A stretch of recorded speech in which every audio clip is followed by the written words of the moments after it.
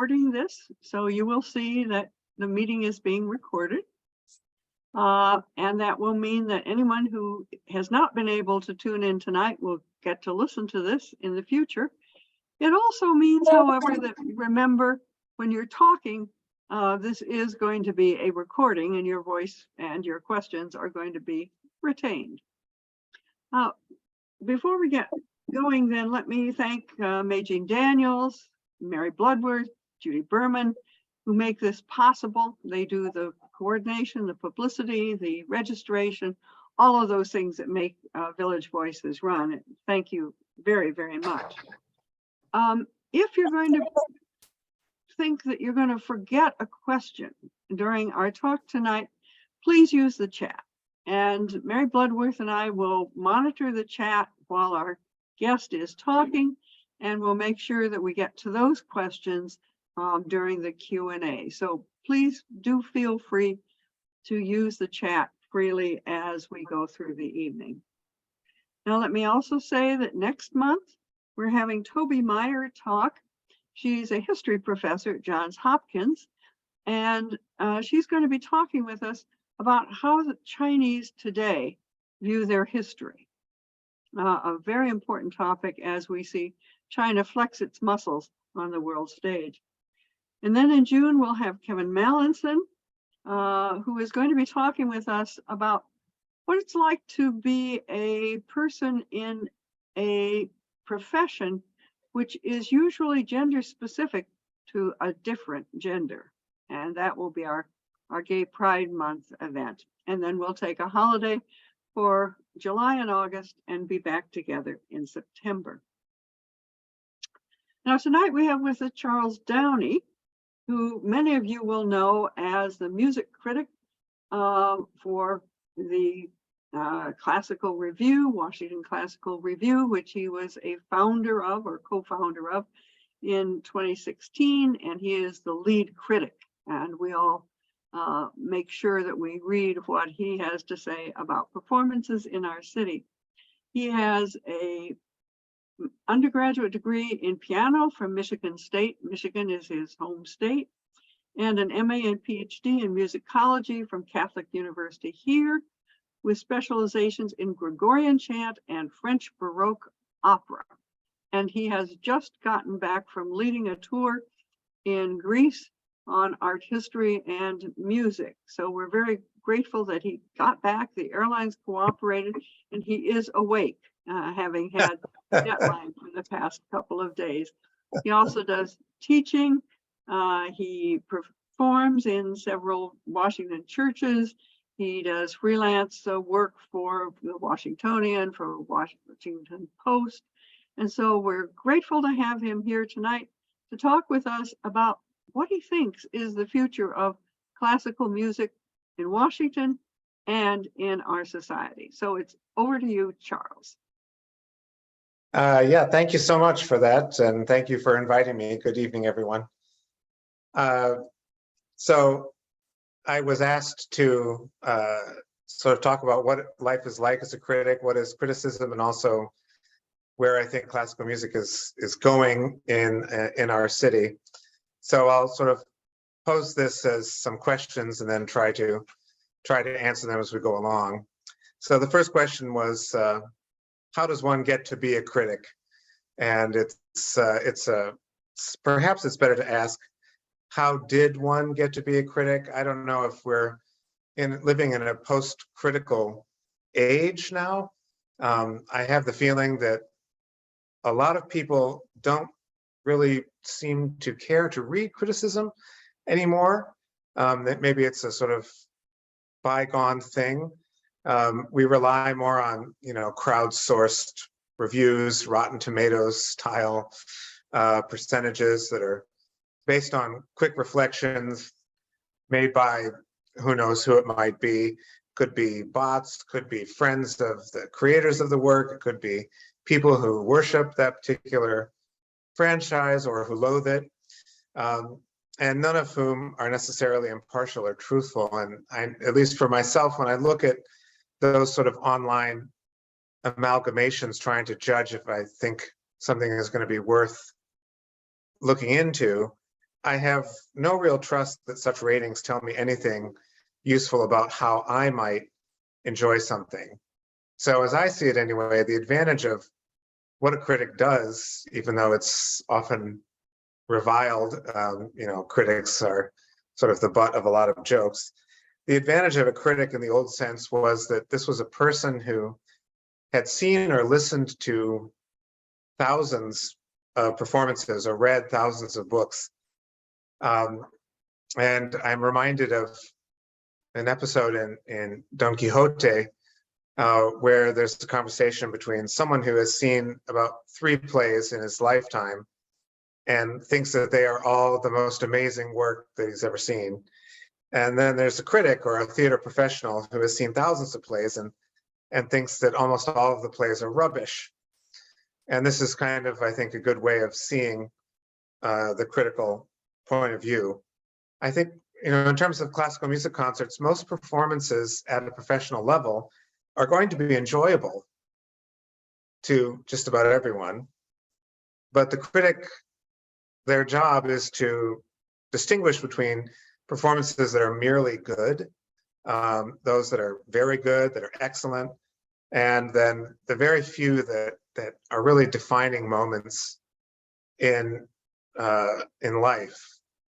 And in that category, my last concert in that category, I don't know if anyone saw this, but was a concert by the violinist Rachel Podger at the Library of Congress last November, which was an astounding planetary alignment of musician, repertory, and rare historical instruments she played on. She was given the chance to be the first to play a public concert on their 1654 Brookings Amati violin in the library's collection.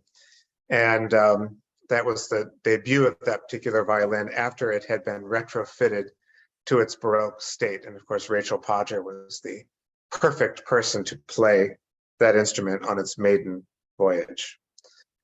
So if you're lucky, at least this is how I see it, you find a critic with whose opinions you almost always agree. And I can think of some in my reading who've been that way. Based on reading a lot of their reviews, I always knew that if James Wood in the New Yorker liked a book, I should definitely read that book. And if Anthony Lane, who was also still, I think, in the New Yorker, likes a film, I am almost certainly going to like that film. And if Andrew Porter or George Loomis or Martin Bernheimer wrote about a performer or a recording, it was good. At least I was fairly sure that I would think it was good as well. And with all those critics, I knew that something insubstantial or substandard would be either ignored, they just wouldn't write about it, or much more entertainingly, they would eviscerate it in print, which is also a sort of side benefit of what the great critics do. So there are very good critics working today. Some of the ones, living critics I most admire, Alex Ross, certainly the great music critic of the New Yorker. David Allen, who's a sort of newer voice at the New York Times. He's a scholarly writer, sort of journalist with a scholarly bent. And then in the Post, I really admire the work of Sebastian Smee and Philip Kennicott. But the sad truth, and this is my point about that perhaps we're in a post-critical age,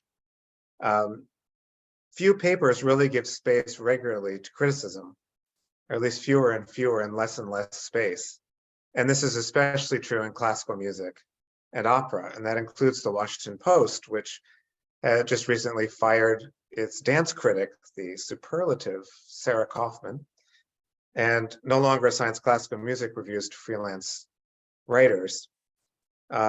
So it's a sad state of affairs that criticism may be going the way of the dodo, I'm not sure.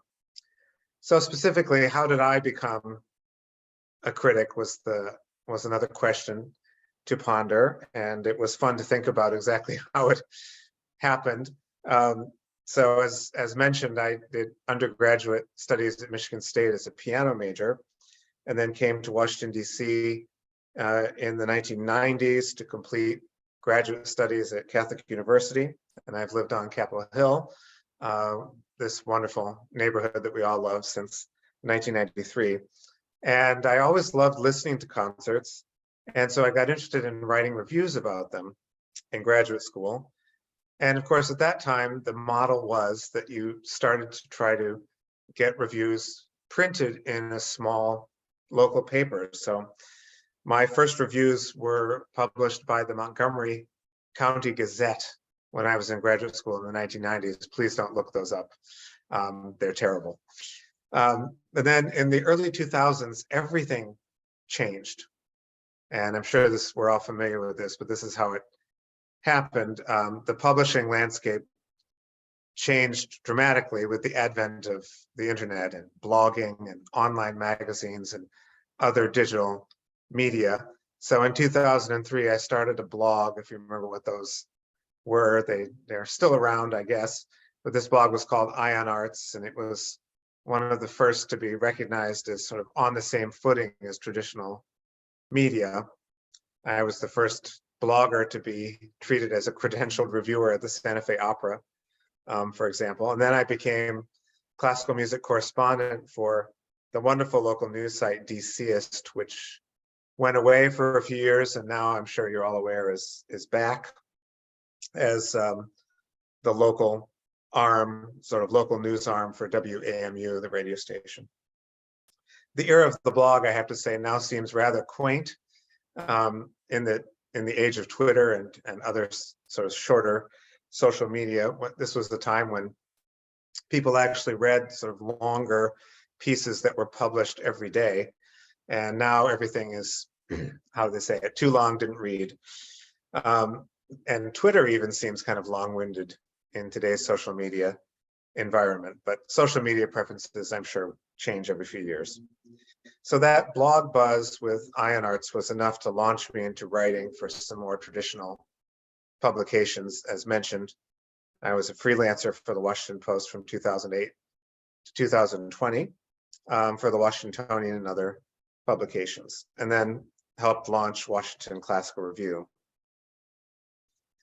So what exactly is a critic's job? What are the responsibilities that the critic has when writing about music? And there are a few things, and these have become clearer to me over the years, trying to figure out exactly what it is that I wanted to do with my writing.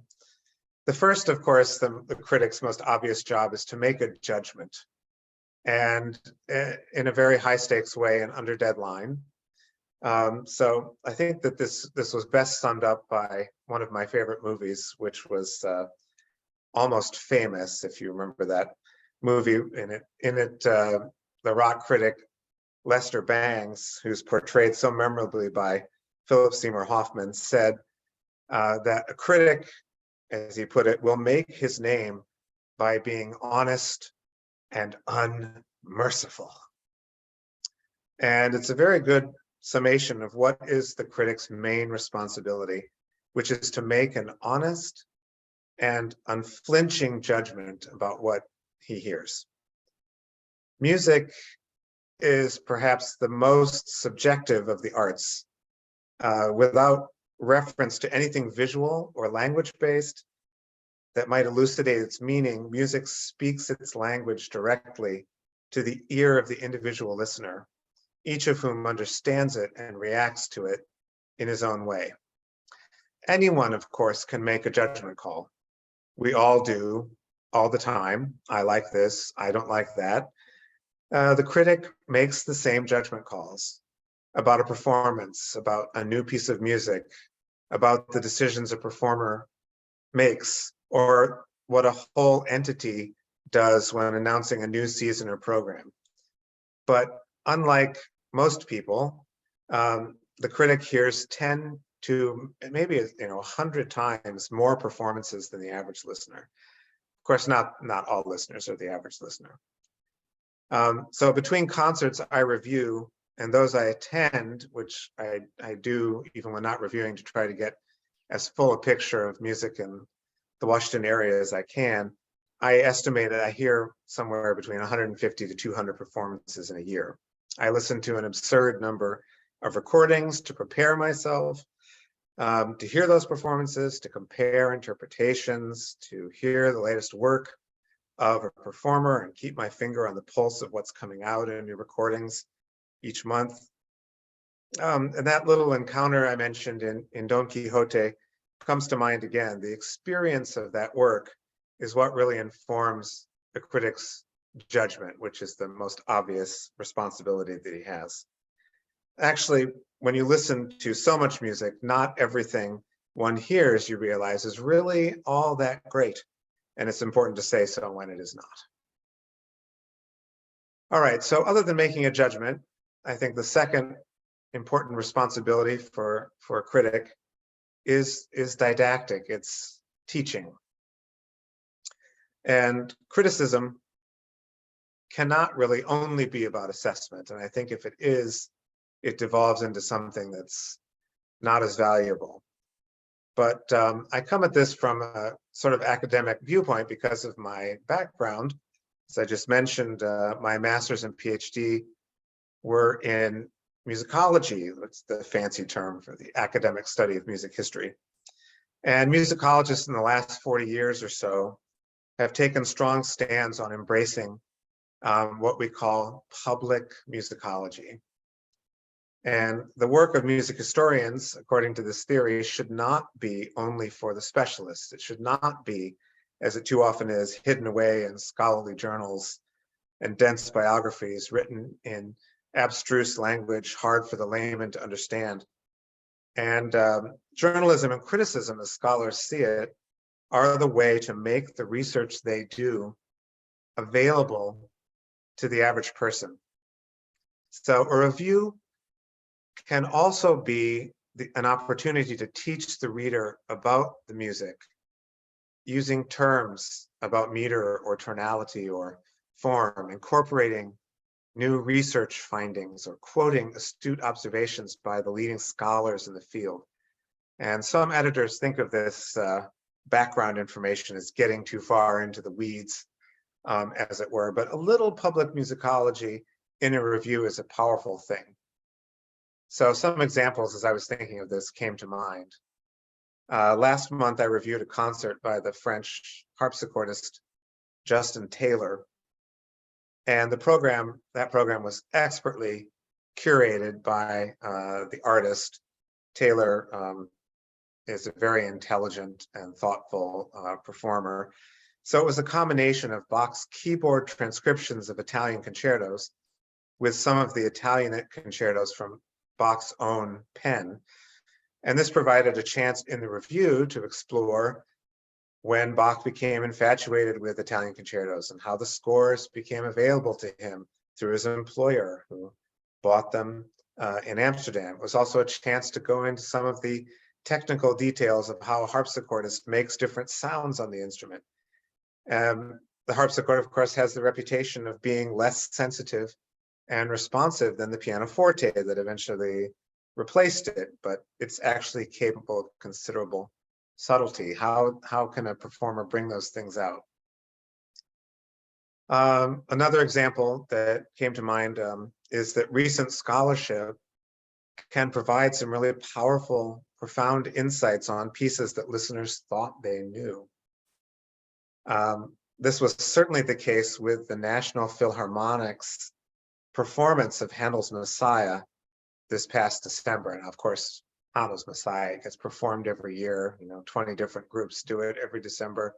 How much can you know about it? But the National Philharmonic decided to engage in their concert with discoveries, musicological discoveries, about Handel's income sources during the time that he was composing Messiah and his other beloved oratorios. And so I could write about the sort of recent scholarship that showed that Handel was a shareholder in the Royal African Company, the official slave trading enterprise in Britain, led by King George I.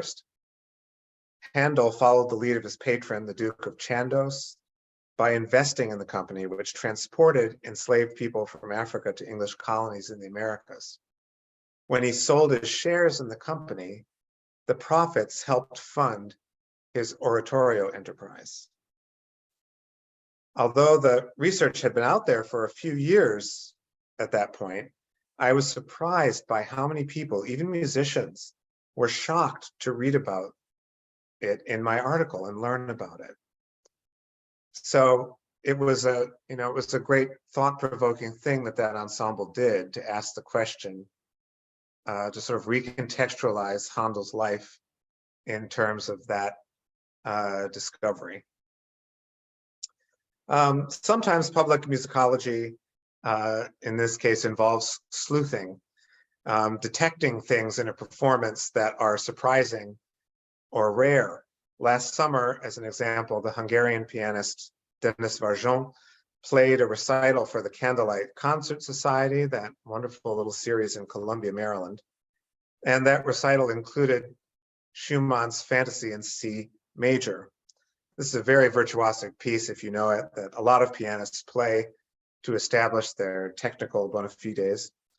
Toward the end of the first movement, Schumann included this tribute to Beethoven by quoting from that composer's song cycle, On die ferne Geliebte. It's thought to be a sort of tribute to Clara Schumann. It's an ethereal moment in the fantasy. And at this concert, there was a very strange surprise, and that was that toward the end of the last movement, Varjon played that quotation again. And it turns out that this was Schumann's original ending to the fantasy. A little sleuthing was involved to, as I heard it, to figure out what was going on. I'd never heard it played before. And that ending was found notated, but later crossed out in one of the handwritten copies, a score that's now in a library in Varjon's native Budapest. And some critical editions of the score, including the one that Varjon had helped edit, actually, included it as an alternate ending. Now, it's likely that most listeners in that audience didn't even notice that the ending of the Schumann Fantasy had been altered, nor should they, who cares? But the change was not mentioned in the program notes for the concert, which is maybe not a surprise. Varjon himself said nothing about the version that he was going to play. But, the 6 people or however many people who read my review learned about it, for better or for worse. So music criticism is itself a niche specialization, it has to be said, and classical music criticism, especially of this public musicology variety, is a niche within a niche. But I think it's an important part of what a critic does. So make an assessment, teach. Third, I would say an important responsibility for a music critic is to champion the cause. And what do I mean by that? There's this responsibility that the critic has to his audience, which is to encourage people to listen. Now, this is sometimes misinterpreted, I think, as a duty for the critic to cheerlead for various presenters or performers. And this is often cited, in reactions to negative reviews. If you write something negative, you're killing classical music. You should be supporting this organization. But that's the wrong way to look at it, I think. It's up to marketing departments to get butts in seats, as they say in the business, not critics. That's not our job. But it is the critic's job, I think, to explain the why. Why do we love the experience of seeing an opera staged and sung well? Why are chamber music concerts or song recitals among the most intimate cultural experiences one can have? This quiet interior dialogue with composers and poets of previous centuries. What happens to your brain when your ears take in the symphonic sweep of a 120-piece orchestra playing at full volume? This last responsibility has been at the top of my mind throughout this current classical music season. This is the first classical music season in Washington to have proceeded from beginning to end without major coronavirus interruptions, and that's since the 2018-2019 season. So that's 3 years of incomplete seasons, which is an incredible thing to realize just how disruptive the COVID period was for classical music. It has been a tough few years for classical music. And I'm just going to elucidate, or I'm going to add a little bit to those thoughts about COVID.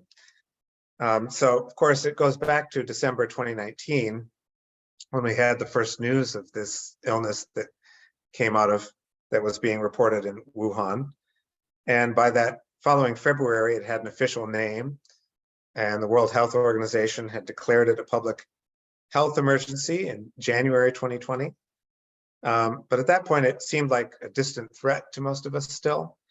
But it most directly affected the National Symphony Orchestra, which was preparing for a concert tour of Asia that spring. And this was to be its first international trip under its new music director, John Andrea Noceda. And by February 4th, the NSO had announced that it was canceling the 3 concerts in China.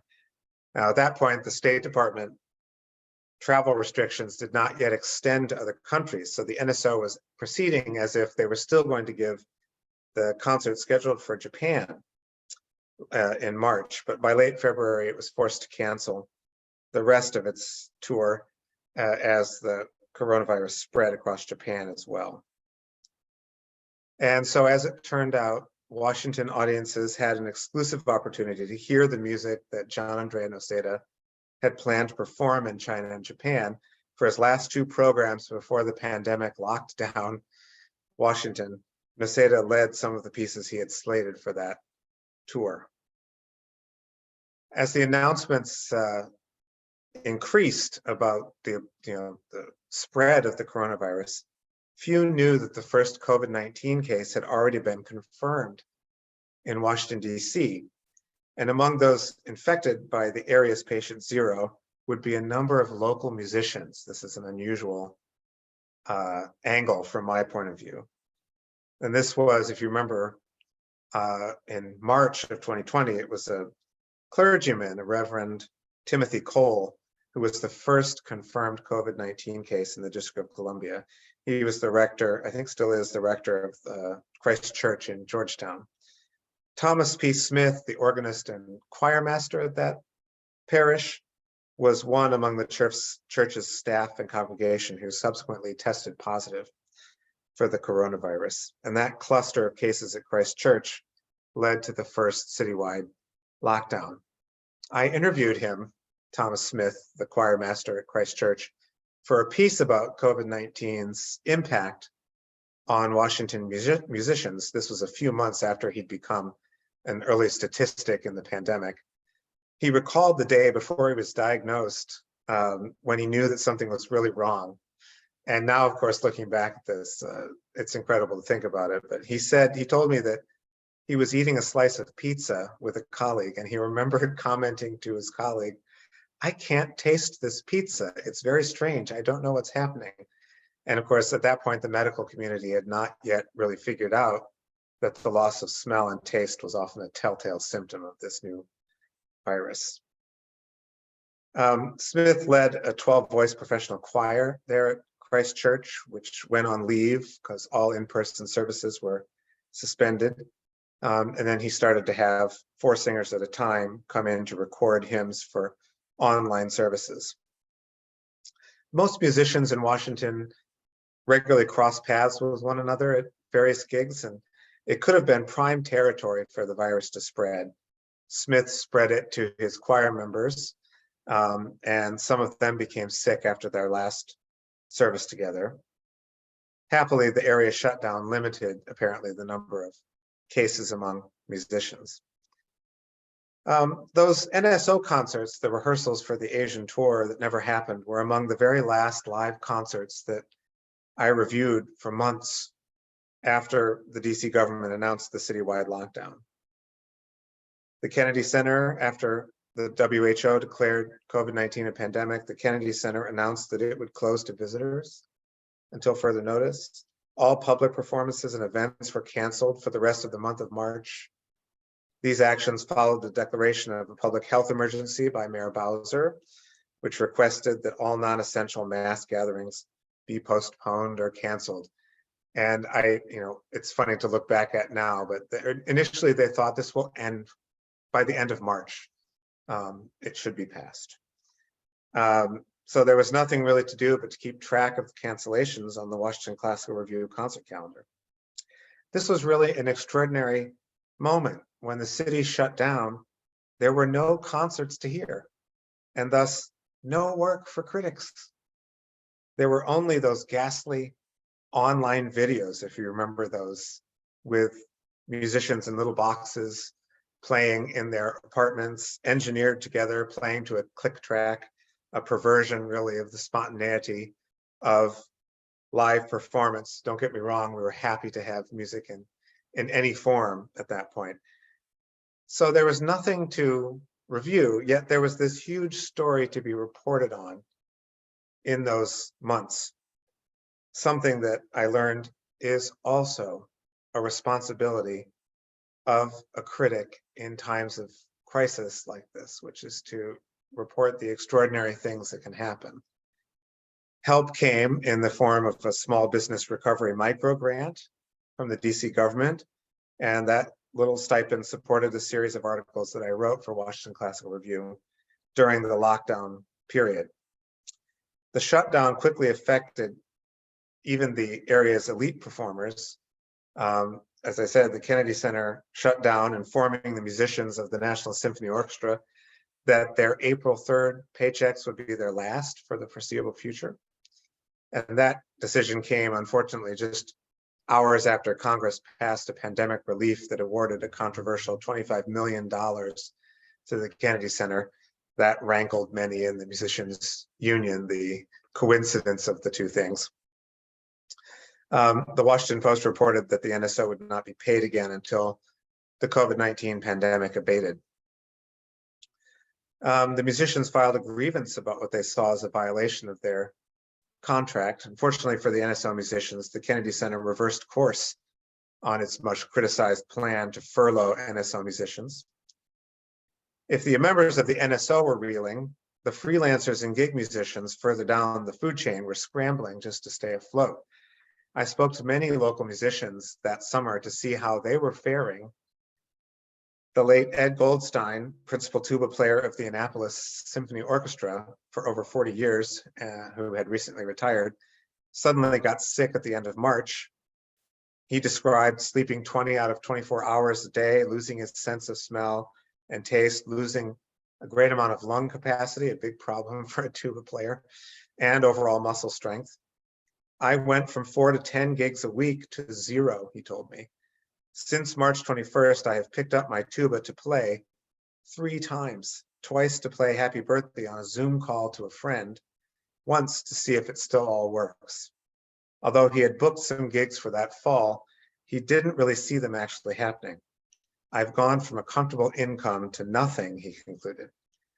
And after trying to weather the situation, he applied for unemployment. Local singers I spoke to had taken administrative jobs or had increased their teaching load. One was even working at a grocery store. The effects were just devastating on musicians. Angel Gil Ordóñez, music director of the post-classical ensemble, told me for that article that during the shutdown, post-classical ensemble had been sharing archived videos of their past performances, and they followed these up with Zoom chats, bringing listeners and artists together. Although Gil Ordóñez was initially skeptical about Zoom chats, I think we all were at that point, he eventually accepted that it was a powerful way to enhance the relationship with the ensemble's audience. And this is one of many things that I think came out of the pandemic that were, that we've kept and that were a very good thing. We are putting faces on those who followed us for years, he enthused about the Zoom chats. We can see them, and we are giving them a platform to participate more in our discussion. So this is a very positive part of having no live music. We are getting to know our audiences better. We are planning on continuing this as a complement to everything we have done before. To me, he said, this is the most important lesson of this time. So online performances also made each individual musician more relevant, which was an interesting thing to observe. Even those who might have felt anonymous before the pandemic. The way Angel put it, he said, Suddenly, the fifth music stand in the violin section of the Baltimore Symphony is presenting music. We can emphasize the individuality of the people, even in large groups, and that's positive. At the same time, he insisted that musicians, presenters, and listeners have to stay focused on bringing back live performance. Our mission, he said, as artists is to preserve the extraordinary experience of listening to music live. This situation shouldn't change that at all. And this long digression, the reason for it is to ask this question: has the coronavirus changed how much people value live music? As Washingtonians have come back from the lockdowns, during which we mostly listened to recordings through headphones and speakers in our homes, it was clear, at least I saw it, that classical music audiences had changed. Many presenters have complained to me, off the record, of course, that audiences are not returning to their halls yet in the same numbers. Who knows why? Some may still be fearful of being exposed to COVID. Others may have found that they just prefer listening to music at home in their slippers and comfy clothes. Those who have returned have often come back with some bad habits, talking during performances, doing the crossword or playing games on their phones, reading or multitasking. These are all things that we got used to doing, listening to music at home during the pandemic. The first truly sold out performance at the Kennedy Center for me was actually this year, when the pianist Song Jin Cho played with the National Symphony Orchestra in January. It was absolutely bewildering to see every seat in the concert hall, that huge hall, filled, throngs of people in the foyer beforehand and at intermission. Did we really used to experience that regularly? We did, and hopefully we will again. It is possible that the coronavirus has dealt a near fatal blow to live performance of classical music. Audience members just might not recover and come back. Some presenters, and venues have contracted their offerings this season in response to the small audience sizes. After experimenting with continuing to offer online live streams of concerts as an alternative to being present in the hall, some groups have discontinued that option, hoping that the change, no more live streams, would impel audiences back into the concert hall. The Clarice Smith Center, for example, at the University of Maryland, now styling itself as the Clarice, has made its tickets pay what you wish this season. And many other venues are offering deep discounts in an attempt to lure people back. And this, I think, is a very good thing for those of us who love classical music. Sometimes, last point about the critic's responsibilities, sometimes a critic is the only one who can publicly question the direction that a major institution is taking. And this was the case with an op-ed I wrote last September about a programming shift at the Kennedy Center in the wake of the pandemic. The Kennedy Center has taken over, if you didn't read that piece, the Kennedy Center has taken over its opera house to mount musicals. This season, limiting the presentation of operas in the opera house to only 2 months out of the year. There's nothing wrong with musicals. We all like a good musical. But the Kennedy Center was not founded for this purpose. It was not meant to compete with the National Theater or Arena Stage or Signature Theater or Warner Theater, a lot of theaters, right, in Washington that present musicals regularly. The Opera House should really be presenting operas. Part of that lamentable programming shift, I would say, at the Kennedy Center and at Washington National Opera can almost certainly be blamed on COVID-19.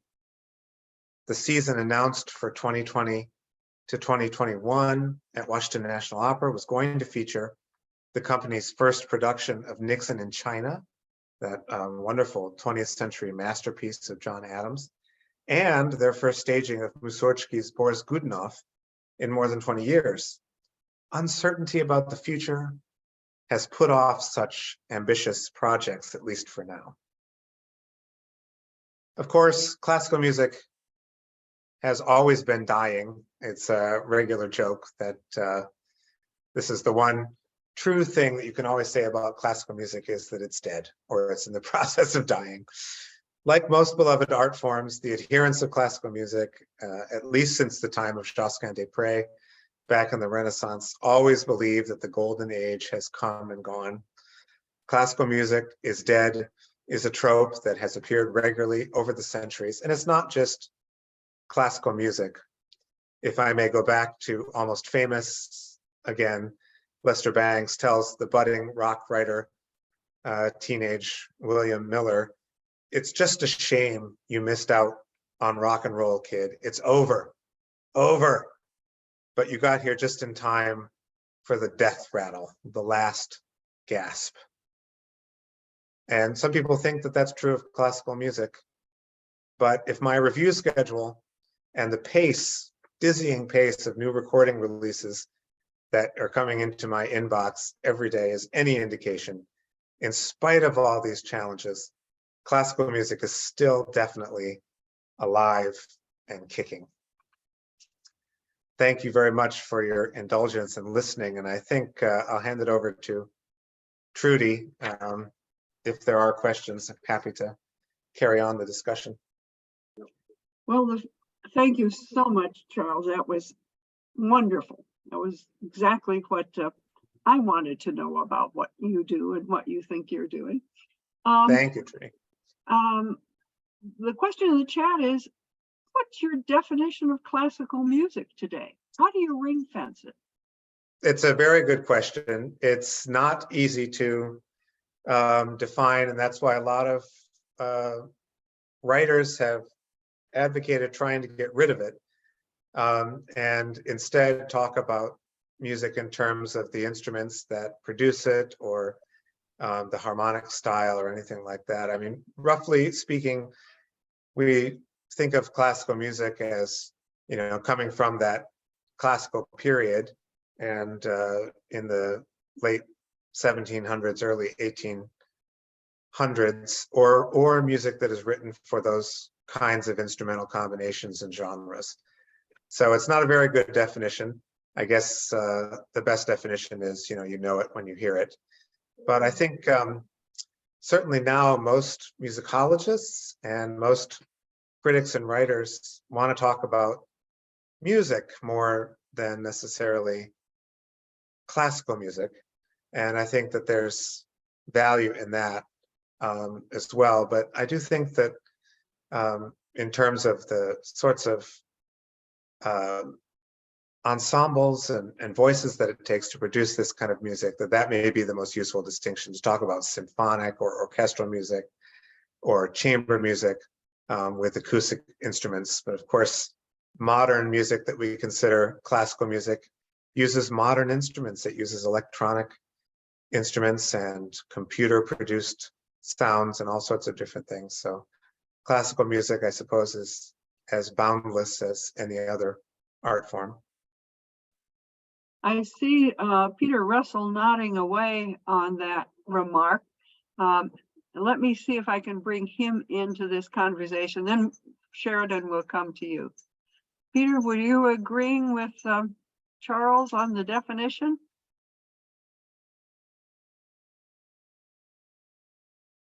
You're muted, Peter. Whoops.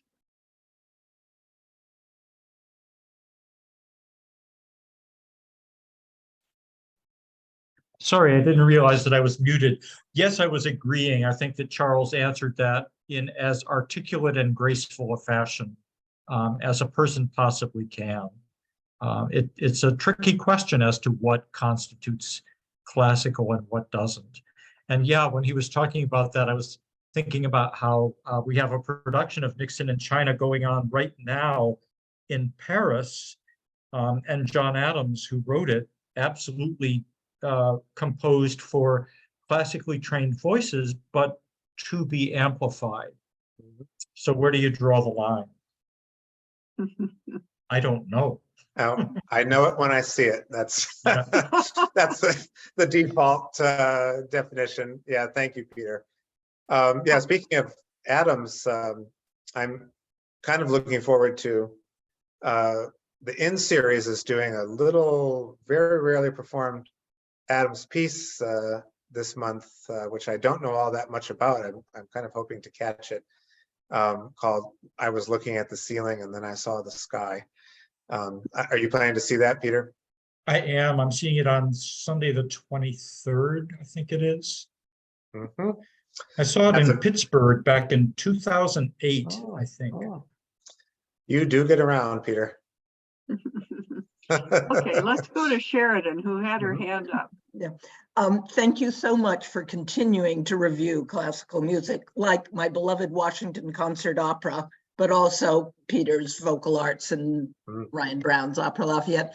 I just wondered, how do you decide which ones to go to of your 200 nights a year or whatever?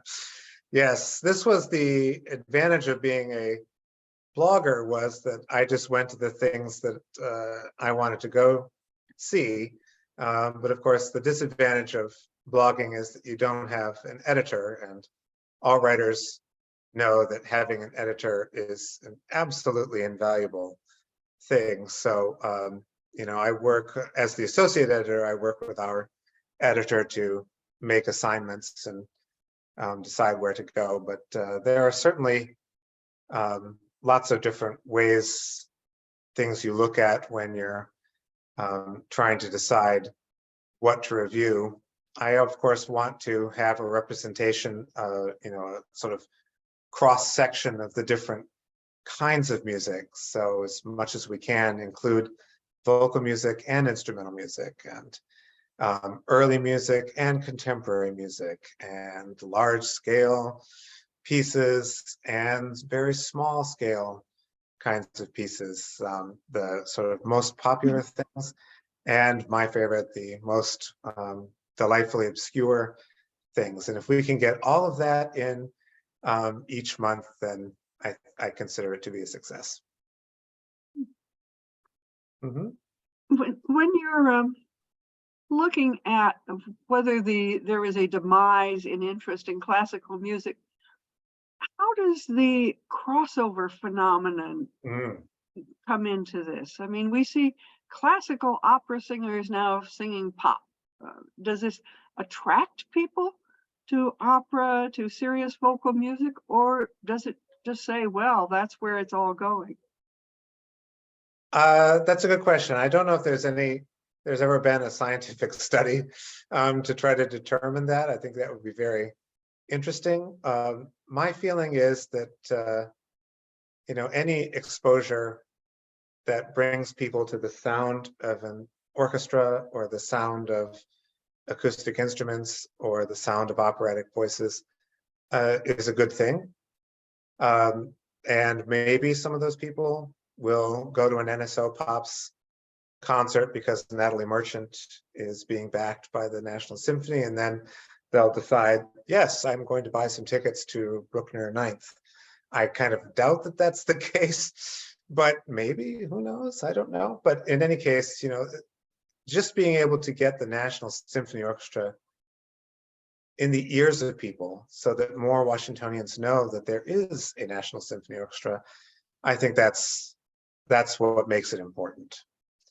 By and large, I find that, opera singers don't sing crossover things very well. They're not trained jazz singers. They don't necessarily know how to use the microphone, which is what pop singers do and are specialized in. And so it may not be their most rewarding work. But I think that the value in it is the exposure, if that makes sense. We've got another question in the chat. Says, what do you think of the NPR series Now Hear This? I think it's a wonderful way to grow audiences full of more than music, but I personally would like to hear more modern music, especially opera, and I'm not alone, says Roberta.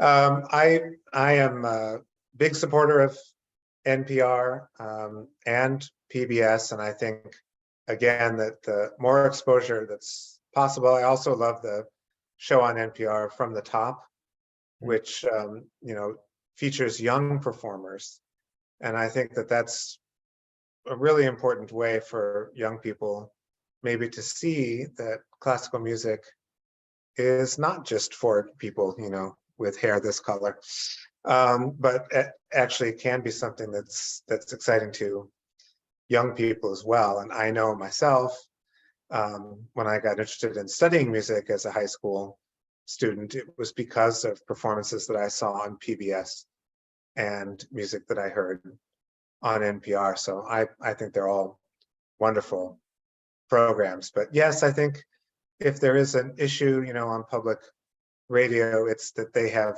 often they focus on a very narrow sort of tranche of music. They are usually very much leaning towards instrumental music and not vocal music, for example. So I would agree with you that they should branch out some. Certainly, all the major companies that I know of in Washington, when you go to a performance, it's the white hairs, like most of us.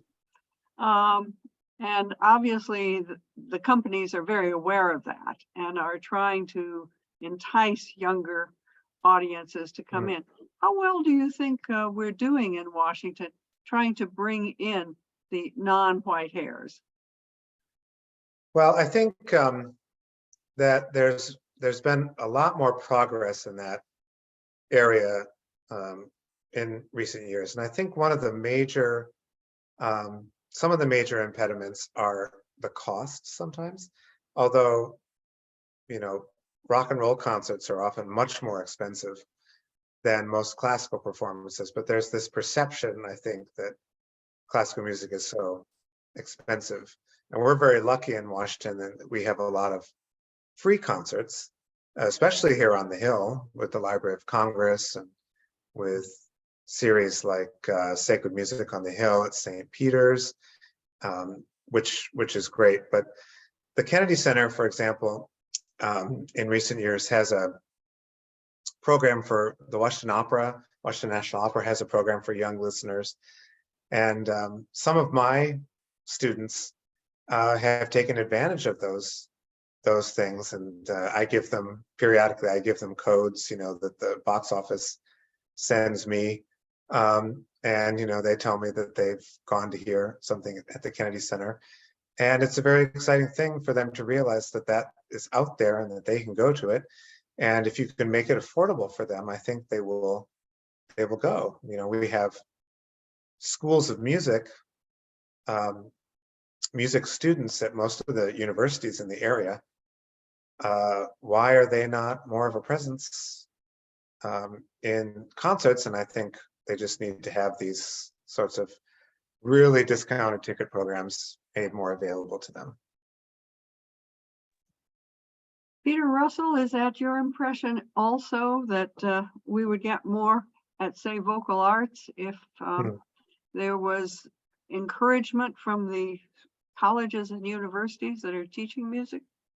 Yeah, we're blessed in the sense that through 2 donors, we have a fund that's set up so that before every concert, I contact by email the educators that are on my list at all the area degree granting institutions.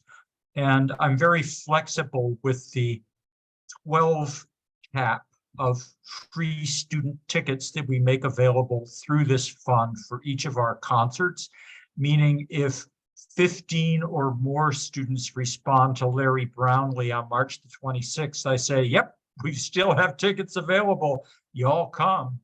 On the theory that it's better to have a young person there, even if we're otherwise sold out, experiencing the vibe of a full hall and a great performer, rather than to turn that person away.